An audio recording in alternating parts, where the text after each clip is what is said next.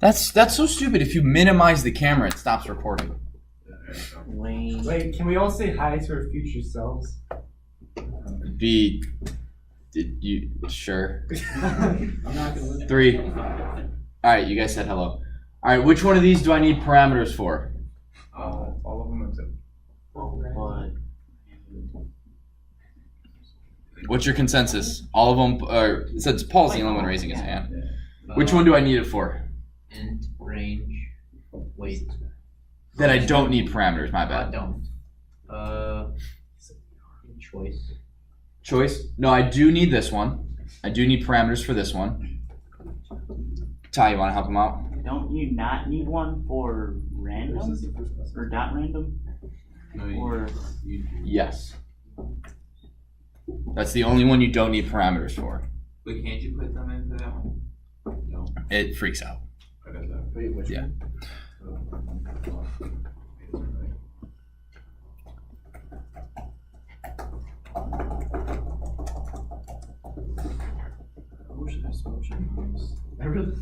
Yeah, that would be. Okay, seriously, why didn't they put spell check in though? Yeah. There we go. Okay. So random.uniform, if I have 0 and 5, what are my possible numbers? 0.000, I think it's 12. 4, 5, 6, 7, 8, 9, 10, 11, 12 until 4.1, 2, 3, 4, 5, 6, 7, 8, 9, 10, 11, 12. Johnny? Which page notes? Which notes? These are in weekly notes, functions, and random if number 3. So it's the 3rd weekly notes. What do I need for choice? This one is the most confusing for people. Elijah. You need the square brackets, Yep. and then you can put like 2 pieces of text. One for like heads and one to comma. And what will this do? What does choice do? Ryan. Pick between the options. Yeah. Either heads or tails.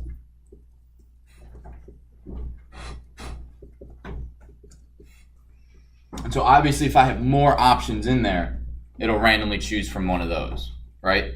Yeah. So I don't necessarily need to have rand int or rand range to roll a 6-sided die. I could have numbers 1, 2, 3, 4, 5, 6 and have choice do it.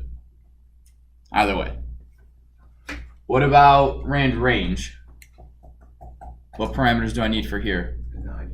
It's not the 0 to 9. So if I have 0 to 9, what numbers am I going to get? 0 to 8. 0 till 8. Yes. Correct. And what about rand int?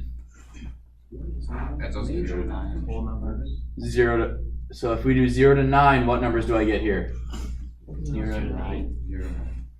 I get 0 to 9. Now, one thing I want to go over with rand range. So if I have rand range, and I want a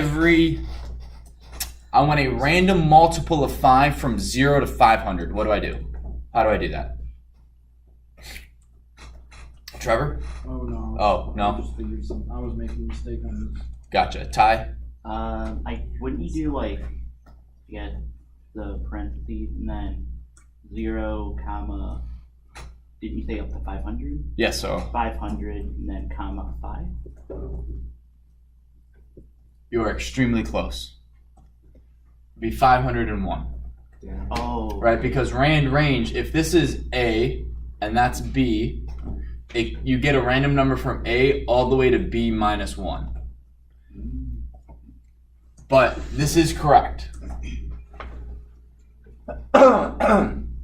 Excuse me. Any questions on that? Nope. No. All right. And then random, what does random give us? Random From- between 0 and 1.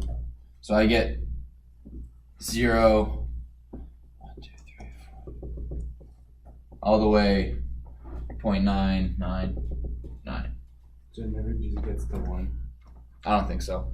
Of course, the odds of that happening are 1 in what's 12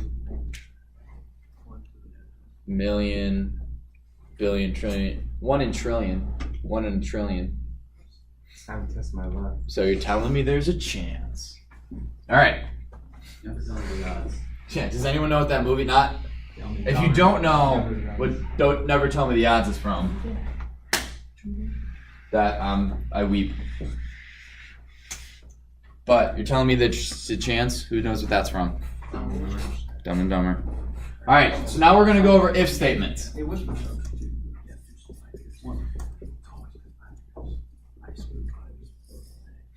So in the notes, as you guys can see, let me open up the zip PowerPoint. So the code, I didn't apparently update that. So it's basically if is the code, right? So we go if, and then we have Boolean expressions. Anyone here familiar with the term Boolean expressions, maybe from math?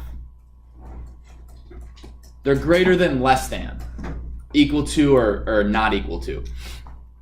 So we have in your notes, as you guys, we have greater than, less than, greater than or equal to, less than or equal to, equal to, not equal to. So this is greater than, greater, less, greater or equal, less or equal, equal, not equal. This is a pillar of coding. You need to get these. Right? One could argue you could do your code without doing functions. You can't code without this. You have to get this. Did you have your hand up, Johnny? No? All right, Masa and then Connor. I have a little bit of constructive criticism for you. I was like looking over the notes, like the handwritten ones. Will you write it? Yeah. It's like Is it sloppy? a little bit. Yeah, I'll go back and fix those. Thanks. Sorry, Just a little bit hard to read. I gotcha. Because I do them on the fly, so Yeah. you guys are supposed to be doing them in class as well. So you're not supposed to be relying solely on my handwriting. You're supposed to be writing them down in class. I just put them online as a help. I think he had a constructive criticism for you, Masa. Connor. That was very constructive. I liked it. Why would it not be dash equal? Like that type of dash or that type of dash? Second one. This one? Yeah. So in programming, in a computer, that is used for, so if you have C:/users, actually it's that slash. This slash we don't use because it's backslash, and we use that for what? Importing files. Importing files and escape characters, right? Escape characters, \n/t. Yeah, I knew that. Okay.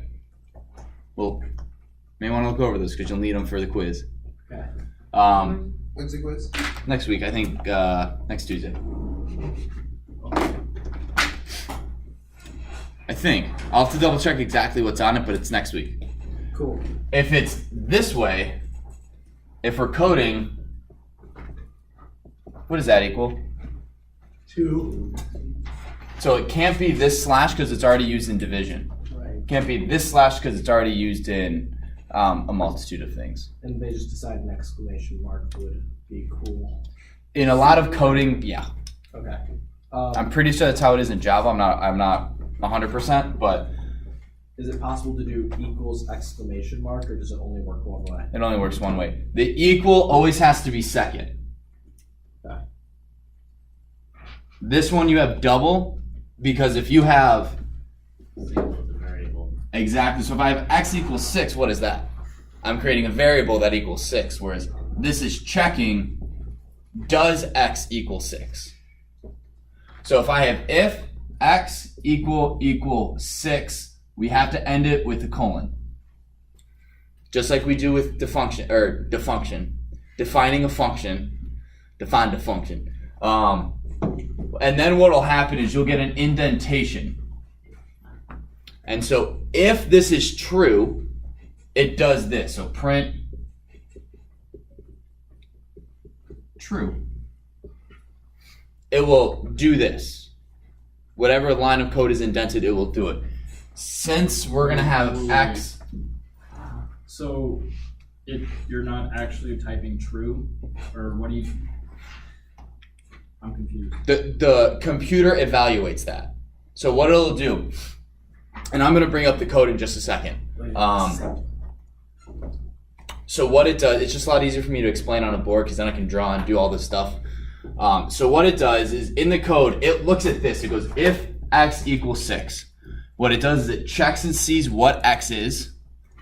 X is equal to 7 in this example. So this line is then false.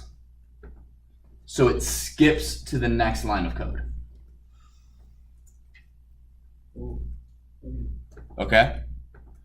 No? What's confusing? It'll work. It'll buff out. I'll figure it It'll buff out. Alright, I don't want that to be the way you live, but we'll make sure you understand it shortly. I think I get it. I live in the edge. Danger zone. Got it. You understand it? Yeah. Everything Alright. just clicked. Sweet. It did buff out. So if this is false, Do you actually type IF? yes. Okay.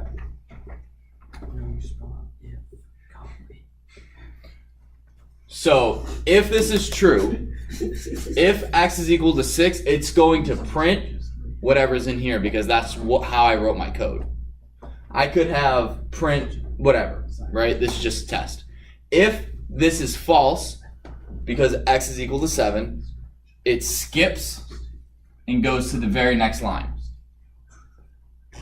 So the lines that are in here are conditional based on, actually not that, they're based on that.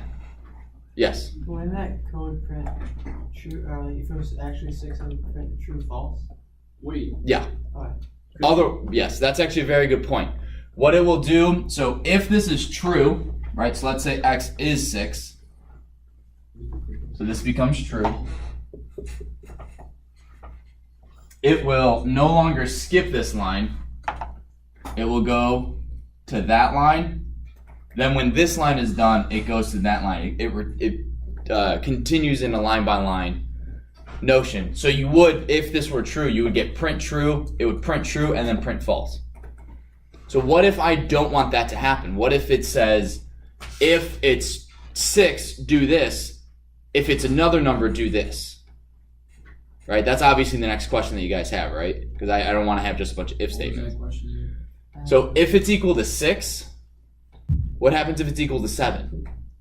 What if I wanted to print, instead of printing true, we do print the number was 6. Well, that's not true if it doesn't equal 6. Right? I want what if x equals 7. There are two ways I can do this. I can either put another if statement, which will do the exact same thing. It will evaluate this and then print the number was 7. Or, right, and so we're going to add another if statement. Print the number was 8. Right, so I have 3 if statements. I can do 2 things. I could make, instead of this being an if, I can make an elif, which stands for else if. Once you have an elif, the next thing cannot be an if. This then immediately has to become an elif. typically, for the most part, you want if and then elifs after it almost all the time. Very few times do you want if. Now the difference between an if and an elif is if this is 8. No, not. All right, we'll do. I'm gonna slightly change this. So if the number is greater than those, right? If x is greater than 6, if x is greater than 7, and x is greater than 8. Right? Makes sense? See how I changed that? If x is equal to 8, is it true for this one, or that one?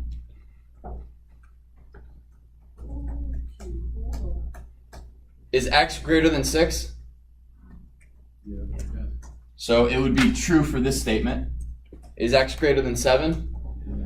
It'll be true for that statement. And is x greater than... No. Is it greater or equal to 8? Yeah. All right. So I have 3 trues. So it would print the number was 6, the number was 7, the number was 8. I don't want that. I only want it to be evaluated once. So if you have if and an elif, the moment one of these is true, it skips the other ones that are under it. So for example, let's make this if x is greater than 6. All right, let's do this with grades. So if x is greater than 90,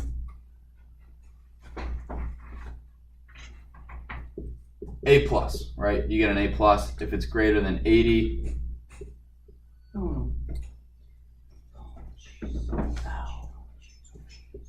B plus. It's greater than 70, C plus. Follow along so far? What grade did you guys get on your last test? You can make one up. I got 40 on 40 on my chemistry test. So 100? Yeah, I got 100. No, I'm not joking. I can show you. All right, so if x is 100, with this, if it's just ifs, it's going to print A plus, B plus, and C plus. Correct? Because 100 is greater than 90, 100 is greater than 80, 100 is greater than 70. Make sense? If you put elif, it will only print A plus. Because it evaluates this one and it's true, and then it skips these ones. Does that make sense? So how do you activate that? So what would x be defined as? X is 100. Okay. So you define it, technically, that would be up there before it. Okay.